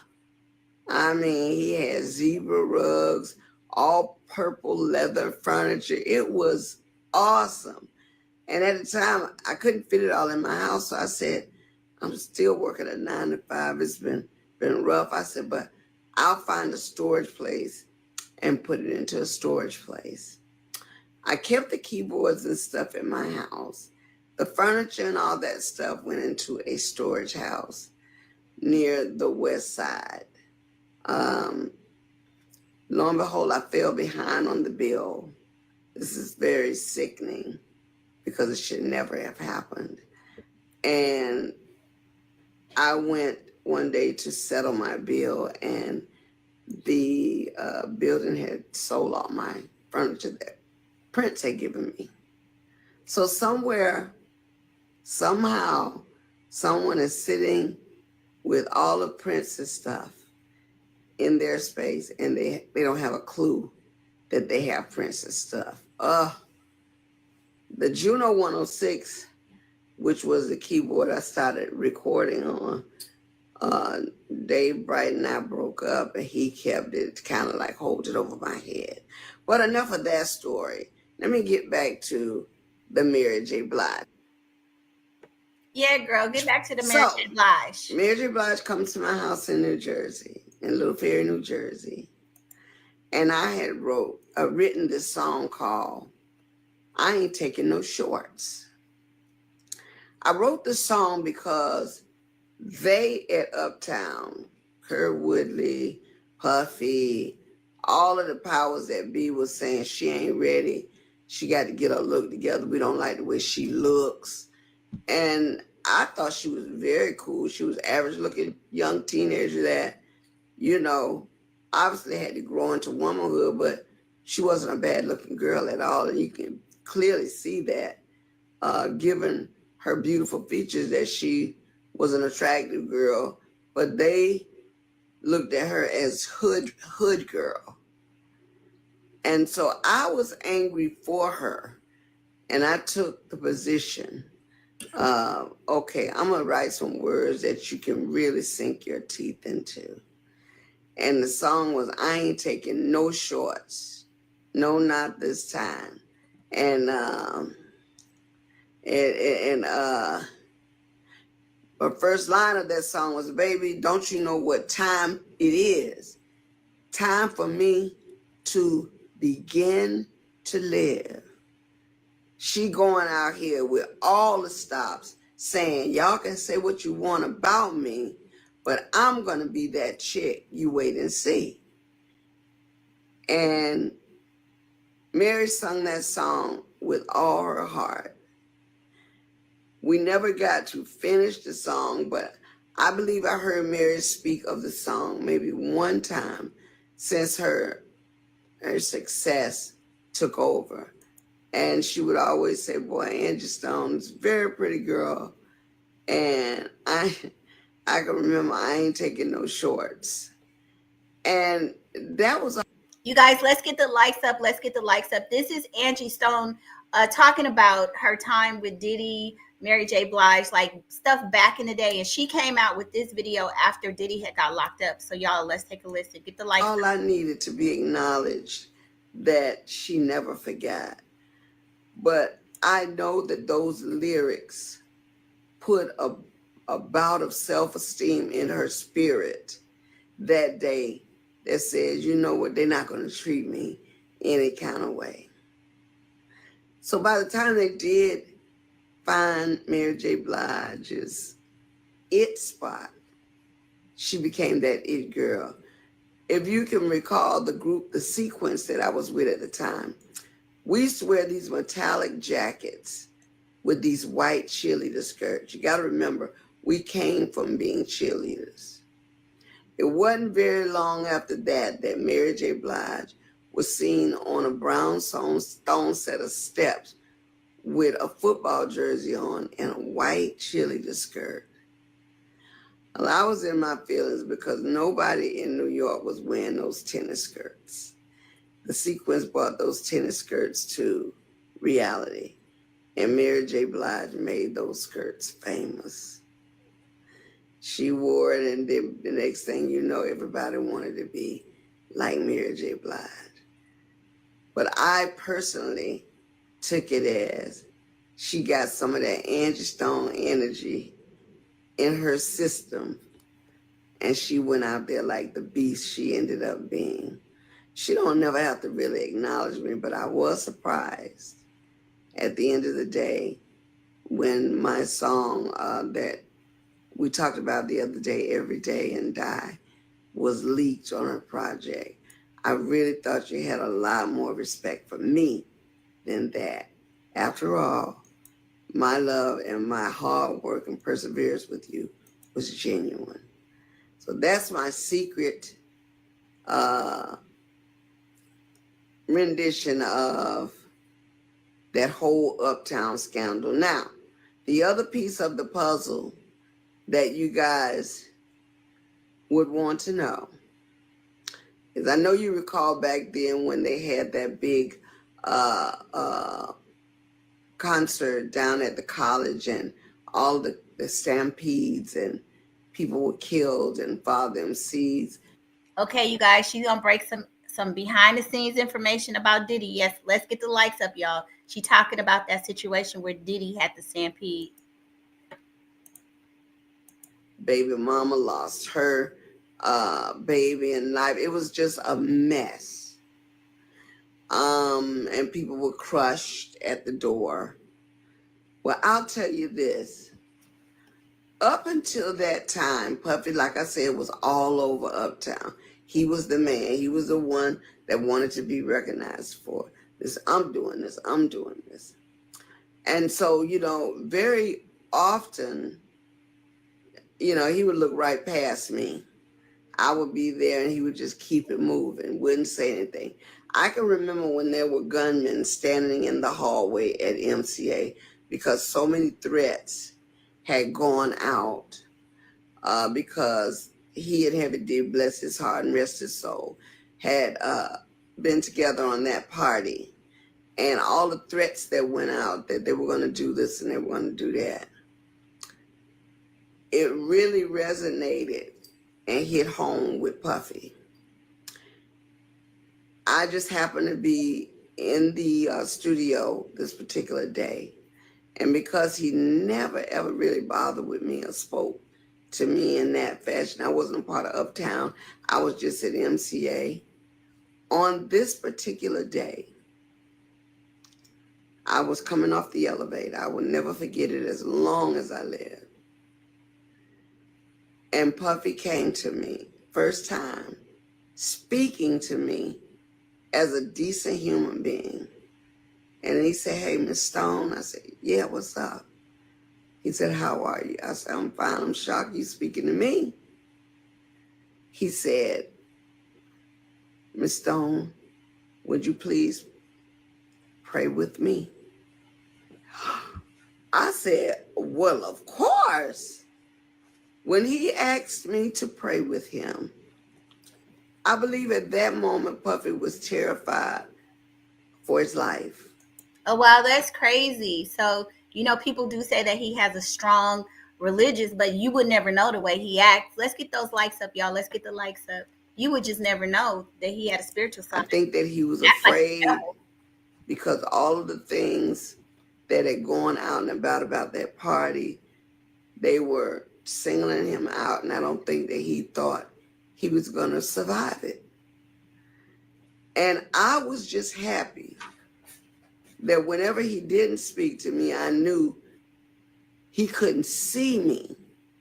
But on this day, he saw the God in me, which was so not about me, but it was so about the spirit that I carried.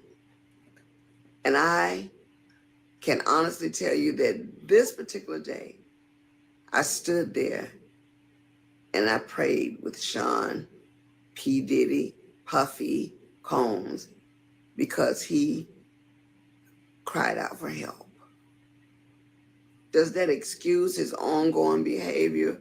Of course, this was years ago. But the fact that he actually acknowledged God lets me know that at one time he was a real soul that was not tainted to the point that he could not feel. But for the first time, I believe he feared God. So I'm here to tell you that, quite contrary to what you guys may think, Sean Puffy Combs asked me to pray for him and with him. And I did. So, just like the student I am, God has the power to forgive. And I'm not saying that I'm praying that this happened for him, but I'm praying that he cries out to the Lord at this time, that whatever he genuinely is dealing with, that God hears his heart. Okay. At this point, I'm going to open the floor for any questions that I can catch up and read. You guys have been gracious to hang out with me. I just kind of wanted to give you a sneak peek into things that I witnessed, that I can give an attest for, that I can honestly say without questioning anybody or second guessing that I've dealt with. Okay? Let me see if I can catch some of these questions. Queen Oracle, Mama Kafek, John, Alexander, Nush, all right, Cynthia, Ortiz, okay. Coteezy, what's up, Cote? Love you. Remember, do you have interest in mentoring or having your own label? I definitely want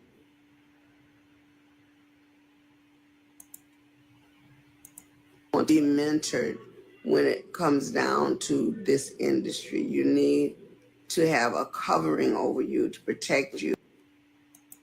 Hey, Helen Rosenthal, welcome to the chat. Welcome to the chat. She says, rest in heaven, Queen. Lord knows you will be truly missed. Absolutely. And condolences to her family, to her daughter, to her son. I mean, this is tragic, sad news. Like I said before, you know, when somebody is sick, you kind of prepare for it. But when it's an accident that just is out of the blue, it's just shocking to everyone. But yes, rest in heaven. Y'all, please get the likes up. Please get the likes up. Because, you know, so much has been going on in the world, but more so in the music industry. You have to. Have I talked about the Calvin Richards song? You have to be prepared for what God has for you. Okay. I have not talked about that. I did 17 songs with Calvin Richardson that are unreleased. They are currently sitting in Marvin Gaye's studio in California. John McClain and John Nettlesby are guarding my reel with their life, because there's a lot of stuff that, you know, I wanted to have protected. But some of the best music that we did is on that reel. And Calvin and I have both talked about re-releasing that material. I see you, Coty. I love you back. Leslie Washington. Okay, you guys, so we listened to earlier her last post. So I'm going to go back to her Instagram and listen to some of her more recent, not the very last one that she did, but some of her recent posts. Because I saw Sean Davy Way posted something. So I want to see, did she say something in here that was, you know, we should hear. So here we go, you guys. All right, in a minute, I'm going to be DJ Stone. Oh, wait, I don't know if we can listen to it.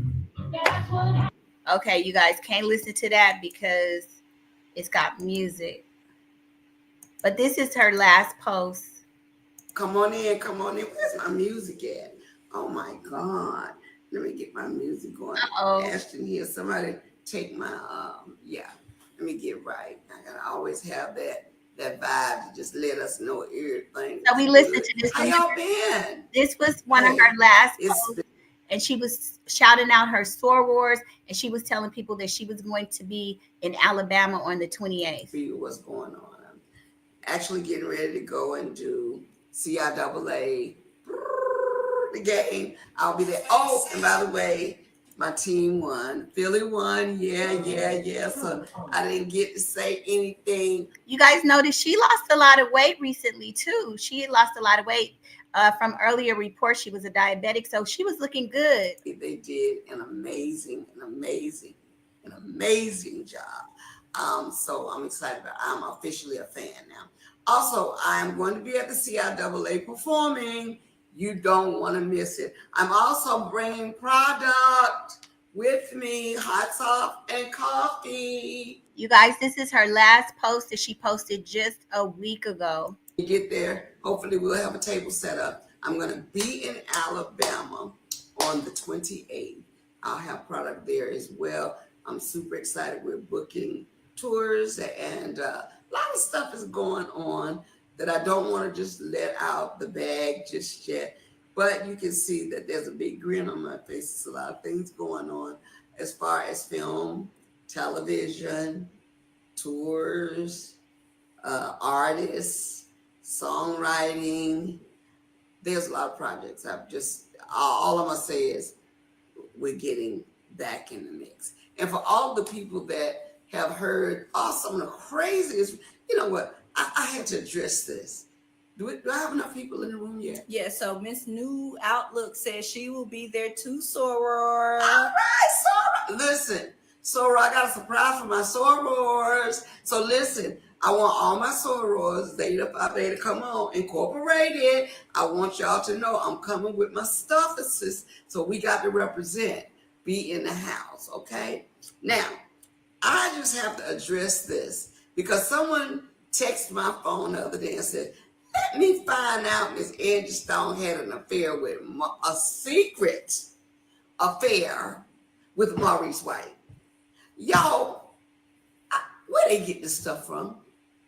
OMG. Yeah. I mean, Maurice White, for real, y'all. Yeah, I remember that.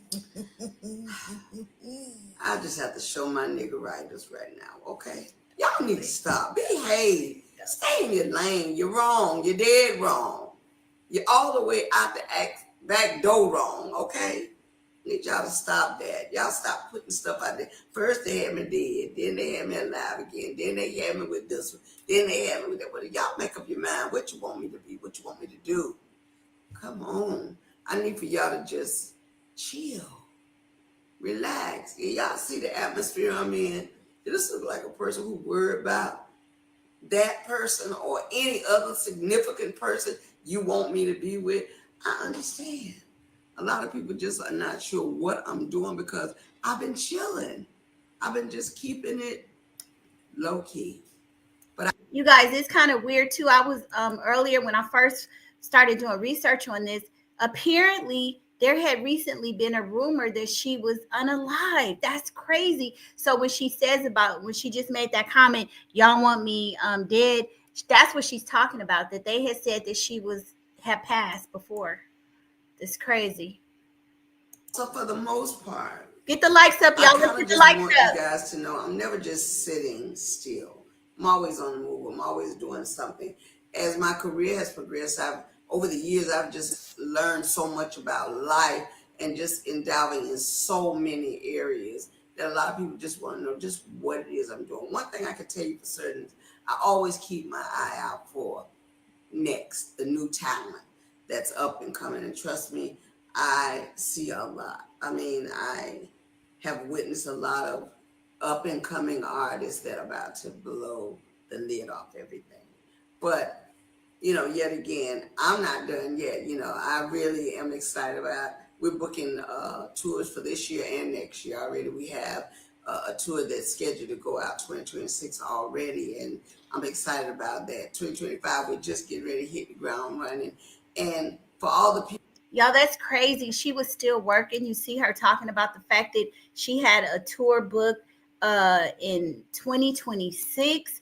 So she was alive and living and ready to get on the road again. There's nothing wrong with that. Now I see everybody pulling a chair up on stage and sitting there. Did I start something? I guess when you're a leader, people will follow.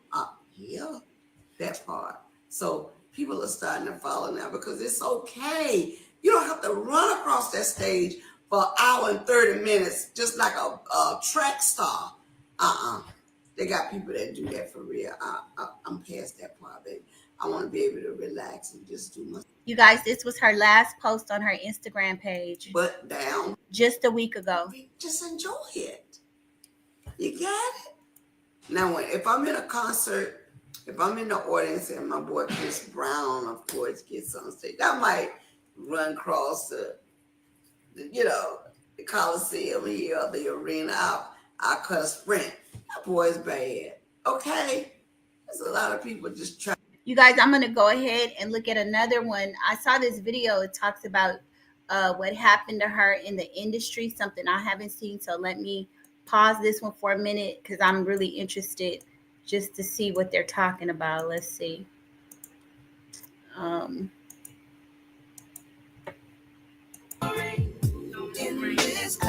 Okay. police reports say you knocked out your daughter's teeth.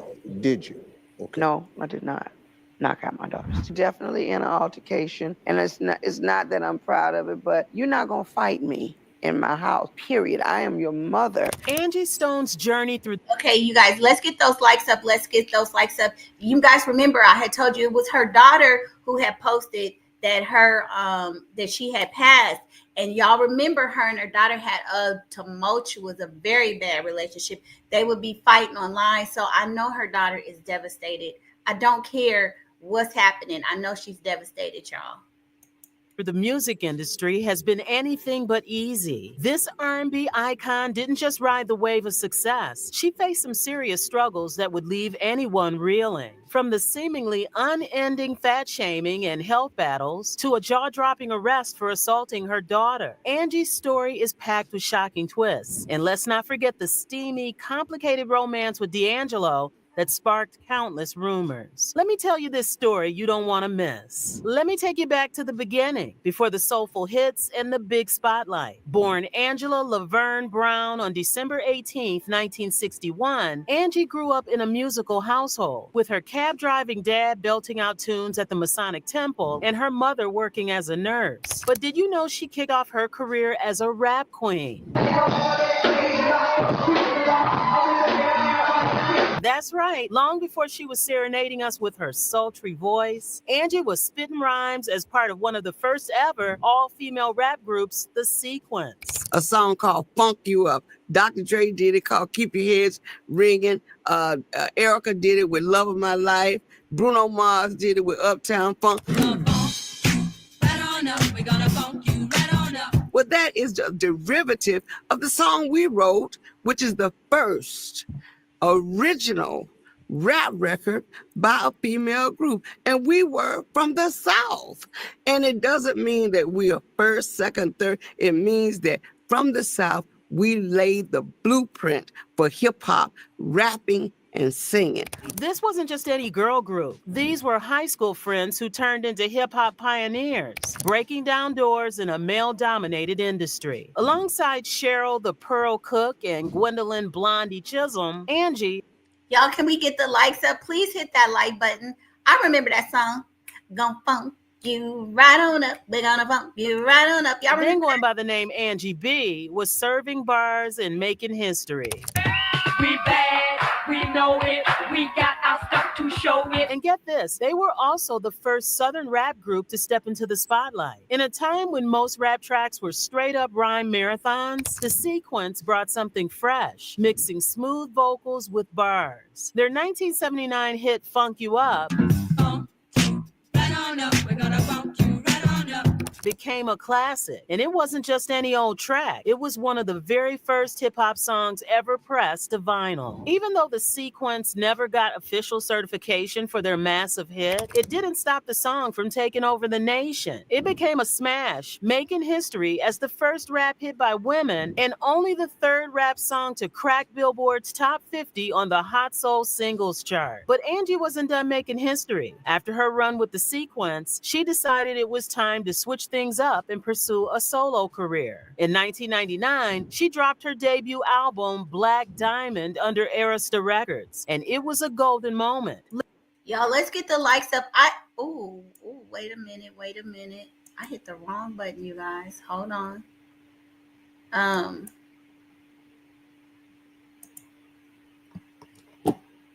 Literally, the album went gold and gave us the soulful hit single, No More Rain in This Cloud. As if dominating the music scene wasn't enough, Angie dipped her toes into the world of acting in the early 2000s. Her first big screen moment, the comedy film The Hot Chick in 2002. Would you stop with the damn drumming? And she wasn't stopping there. In 2003, she hit the Broadway stage by playing Big Mama Morton in the musical Chicago. Talk about range. And let's not forget her time on R&B Divas, where she reminded everyone why she's still a force in the industry. Against a lot of situations. That doesn't necessarily mean, though.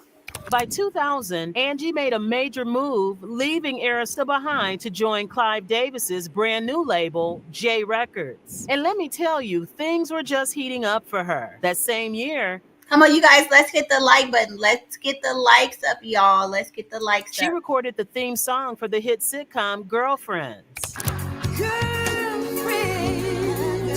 You know, the show that had all us glued to the TV every week. But Angie wasn't done blessing us with hits. In 2001, she dropped her second album, Mahogany Soul, and gave us the anthem, Wish I Didn't Miss You. If you've ever had your heart broken, you'll relate to this song on another level. Fast forward to 2005, Angie was back in the studio working on what was supposed to be her fifth album. But here's where the plot thickens. J Records, looking to cut corners, decided to squeeze some pennies and had her transfer the new material, including the single I Wasn't Kidding,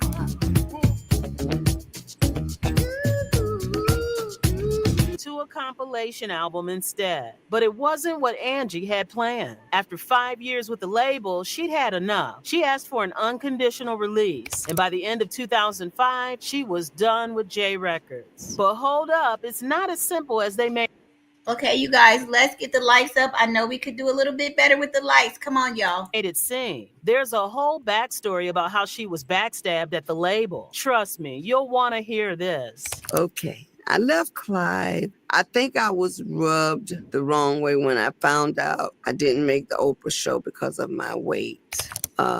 Basically made a deal. I'm thinking they made a deal that will come, but she How did she not make the Oprah show because of her weight when Oprah was overweight herself? That's crazy. has to leave. And so I kind of got a feeling my album budget got cut was shortly after that. They told me I had to change the name of my album because Alicia was doing Diary of Alicia Keys. And at that point, my chest sunk in. But leaving J Records wasn't the only battle Angie faced during this period. Behind the music, she was dealing with a harsh reality, the brutal sting of body shaming. Even her own label wasn't above making snide comments about her appearance. Can you believe that? I didn't make the show because of my weight. At her heaviest, Angie weighed over 300 pounds, and the industry critics didn't hold back. They mocked her for being plus-sized and dark-skinned, piling on the pressure. But what most people didn't know was that Angie wasn't just struggling with her weight. She was silently battling type 2 diabetes. Back when I had all that weight on me, I was on prednisone, which is a steroid. I'd never been a big girl prior to that. But when I got on the medicine, it was right at the peak of my career, which was No More Rain came out. I looked bloated.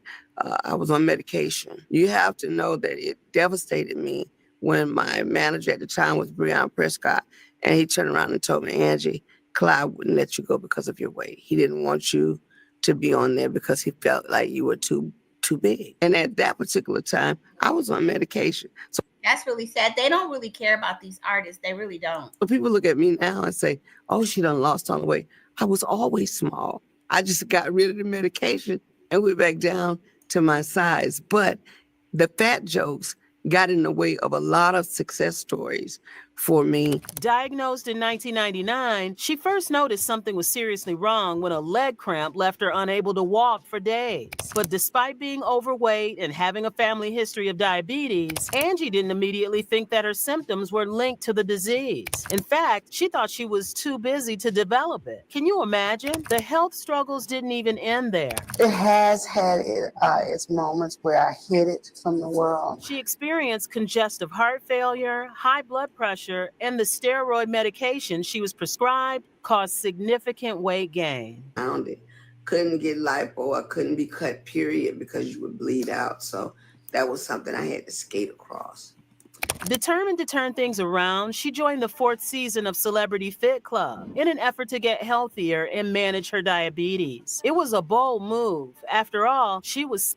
I kind of remember that. I remember her from R&B Divas, but I vaguely remember the Fit Club. And I think she did lose some weight. Y'all, let's get the likes up. Sick of the fat jokes and criticism. But stepping onto reality TV to reclaim her health was classic Angie. As if Angie's life couldn't get any crazier, she hit the headlines again in 2015 for something that sounds straight out of a reality TV drama. Angie Stone was arrested this week in Georgia and charged with aggravated assault after knocking her daughter's front teeth out. Her 30-year-old daughter. Now, y'all, I do remember this. I do remember because that's when I found out that her daughter had lived with her mom for a long time. And her daughter really had, she felt that, well, anyway, we're not going to talk about all of that. R.I.P. Angie. Daughter Diamond hit her with a closed fist to her face. The Grammy-nominated R&B diva was arrested for allegedly assaulting her then 30-year-old daughter, Diamond, with her first husband, fellow singer Lil Rodney C. This wasn't just your average family spat. It got downright chaotic. According to reports, Angie confronted Diamond about her messy room and her kids running around half naked. And things escalated quickly when she allegedly used a metal object to knock out Diamond's 2 front teeth. It sounds ridiculous, but it's all too real. And get this, despite both women being questioned by police, only Angie faced charges for aggravated assault. After this explosive altercation, she was released from the DeKalb County Jail on a $10,000 personal recognizance bond. During an appearance on the Steve Harvey Show, Angie claimed she didn't do it. Okay, did you? Okay. No, I did not knock out my daughter's teeth. I think that in her defense, I think the tooth probably fell out because one had fallen out a week prior to that tooth coming out. And when you have an altercation as such, you can bite down on your lip, and if a tooth is already brittle and decaying. She also made it clear that they had reconciled and were in a better place. We're in the best position that we've ever been in, she said, claiming both her children now run her company. But is that really how family drama works? When it comes to the drama in Angie Stone's life, her co-parenting saga with Y'all, let's get the likes up. Please hit the like button. D'Angelo takes the cake. This former couple's love story began in the 90s and spanned 4 years, starting when Angie was 30 and D'Angelo was just 19. Their chemistry was undeniable, especially when they collaborated on D'Angelo's debut album, Brown Sugar. Brown sugar, babe, which Angie co-wrote and co-produced. That album not only put them on the map, but also earned a Grammy nomination for Best R&B Album. But the fairy tale had its complications. Angie claims their love was equally matched, but the world seemed to think she was the one head over heels. Despite the whispers, the reality of co-parenting their now 25-year-old son, Michael Archer II, better known as Suavo Twain, hasn't been a walk in the park. In an Instagram post, Suavo dropped a remix of his dad's classic track, Shit Damn Motherfucker, leaving fans buzzing. But not all the comments were positive. They range from cheeky quips about Angie being a sugar mama to serious accusations of grooming. Isn't it wild how a simple song can reignite old flames of controversy? Let's not forget, D'Angelo was just a fresh-faced 19 when they started dating. Angie was the older woman, but they connected on a deeper level. All cut up, and it's just like, look at this fine, gorgeous man. Having faced their own weight struggles, they totally got each other, proving love knows no bounds. But let's get real. Things took a turn around the time D'Angelo dropped How Does It Feel? And while their romance had its ups and downs, Angie still describes her feelings for him as the purest love. We guess that's why she wrote Did You Forget About Me for him. Did you forget about me? Although she claims otherwise. The song was written metaphorically. The question was asked to God, did you forget about me? The outcome of the story is about a soulmate, a love, and who do you think the song is about? I've loved not only D'Angelo, I've loved other men. It's safe to say it could possibly be about D'Angelo. Possibly. Fans have been praying for a musical reunion, but Angie says D'Angelo's pride is standing in the way. Ouch. You're dealing with a person that is dealing with their pride. Since their breakup, Angie has had a marriage to Ashanti Graves, which started with an engagement in 2020. But plot twist, they're done now too. I am no longer married, believe it or not. It was the shortest lived marriage that I could think of, but she admits she's not looking to replace the legendary love she had with D'Angelo, saying, when it's perfect, how do you find that perfect one again? And guess what? She even turned down the dreamy Idris Elba. The sad part about it is I wasn't checking for him like that. And he was like, we were very good friends. You guys, I know D'Angelo was such a big part of her life. I just checked his Instagram page. He doesn't have any posts up there, so I don't know, And he's also recently he's been working on some stuff lately. Same accountant, same manager. And for a very long time, he made it very public that he was in love with Angie Stone. And we became very close, but not in that way. These days, Aunt Angie is living her best life in serving looks. I'm completely healed, and I got my little swag back. With 10 albums under her belt, including her latest, Love Language, released just last year, she's still dropping those soulful jams. At 62 years young and flaunting a whopping $3 million net worth, Angie Stone is proving that age is just a number. Recently, she had to stomp out some wild rumors that she had kicked the bucket. In a fabulous clapback, she dropped a video looking stunning and ready to remind everyone that this soul diva is far from gone. Hey, what's up, y'all? It's your girl, Angie Stone. I am about to address the nasty rumors that I am dead. I am very much alive. Just keep it locked. Stay tuned so I can put some folk in check. See you in a minute. Peace. Wow. So there's some.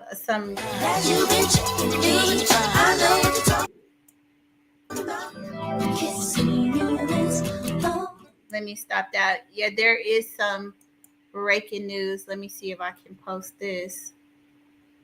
Hold on. Stop and present. Share screen.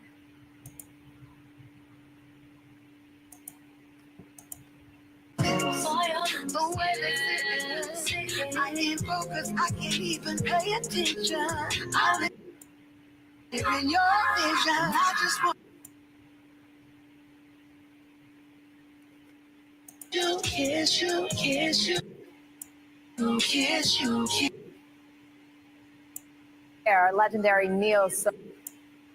And you better believe, yeah. Well, you heard it there. Legendary neo soul singer Angie Stone is back just in time for Valentine's Day. The multi-platinum artist dropped her latest single, you heard there, Kiss You. She sat down with Marissa Mitchell to talk new music, the keys to her long career, and much more. Check it out. I just want to kiss you, kiss you, kiss you, kiss you, kiss you, baby. Not too fast, not too slow. I think it's right down the middle, but also the lyrics that I got a kick out of. You talk about having to reapply your lipstick, all right, and go somewhere low-key and quiet. So talk about keeping the mystery in a love song, because I find some songs, they go way too far, and we've lost that in R&B. Tell me more about your approach. Well, I just think whenever you're doing a love song of any kind, the mysticism is what holds you and it keeps you, steady. I think when you reveal too much, you show too much of your hand, there's nothing to gauge there. So in every approach, you guys, I don't know why they have this music so loud in the background with her interview, because you can barely hear. It's not me, it's the interview. Nobody's thinking about, I just want to kiss you, because everybody else is trying, they're trying to go to bed and do everything else. But when you talk about something, a kiss, it leads to a multitude of things. I think when a person can kiss good, they show you their intimacy. Yes. That I love about you and your. So this is one of her last. It says the late singer Angie Stone's final appearance. So one of her last interviews as well. Career is that you never allow grass to grow under your feet. I mean, you're singing. Wait a minute now. Say that again. I'll say it again. You never let grass grow under your feet. You're always moving and growing. You have grooving. You're in multitude of things: acting, producing, plays. You do it all. Is that part of the trick to having a long career? You would say. It's funny that you say that, because that's one of my slogans. I don't let grass screw up under my feet. I do keep it moving. You may see me pop up on TV. You may see me on the radio show. You may see me, judging a contest or speaking engagements. I keep myself in the loop of things so that I stay and remain relevant. I don't know if you can remember this, but back in 2018, I met you at the Black I Am Awards in Atlanta. You were honored for your numerous contributions in media and entertainment, and I was there for the media side of that. And really, the treat for me, Angie, was breathing your air, being in the same room as you. That was so touching. Look at you. Thank you. Oh, thank you so much. Look at us. We kind of look cute, girl. Look at us. Look at us. And we're in the same color, too, at the green. And I have to ask you, when you look over your career, that's more than 4 decades now, what would you say was the most pivotal? You guys, this is her final interview. And as you can see, look in the background with her looking up in prayer hands. This is kind of, it's, I don't know, moment in it or pivotal song that sticks with you? Well, I think ultimately the pivotal song is the very beginning. When you finally get discovered, you're from a little hick town in South Carolina, and somebody discovers you. When you get discovered, I was with the first female rap group to release an original record and to tour the world. We were the first females to do rap, and out of the Stargates, I won't say the first to be a part of the culture, but to tour and move around with Parliament Funkadelic. When you're moving around with your peers and you turn around and say, hey, ain't nobody out here like us but us, you're the first. And so I think that's the most memorable one for me. Again, the single Kiss You is out now. Angie Stone plans to release a full album this spring. So that was her final interview. And y'all, it's been a minute. How y'all doing? Come on in. Where's my music at? Oh my. And this is her last IG post. You guys, we are going to end it here. Again, condolences to the Stone family, to her daughter, to her son. It was her daughter who broke the news on Instagram. May she rest in peace. She's had a long career, beautiful vocals, and it's just a sad day when people just pass like this. Really, really sad. But I will see you guys on the next video, and it's just a reminder to love the people close to you, because you never know. You could go out your house, leave your house, and never come home. So y'all have a blessed day. Have a beautiful Saturday, and I'll see you on the next video. Bye.